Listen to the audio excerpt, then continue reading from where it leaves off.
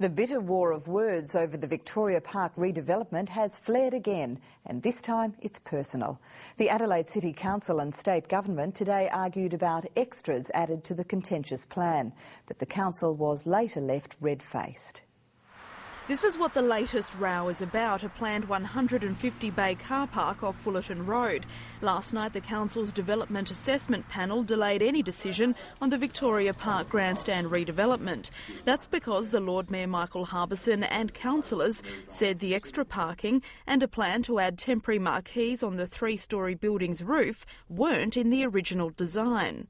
There are some glaring dissimilarities with the concept plans that we saw before. That prompted a stinging rebuke from the Deputy Premier, who says the request for extra parking came from the council itself. Today's statements by a series of people associated with the council have been dishonest, misleading, inaccurate, and a deliberate attempt to politicise this issue.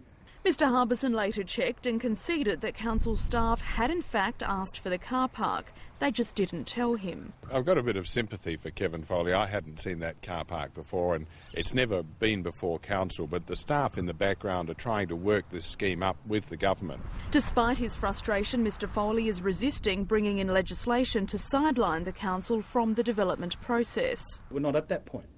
The point we're at is that there is due process. Minister Foley, in his usual belligerent and bullheaded way, has gotten everyone offside over Victoria Park.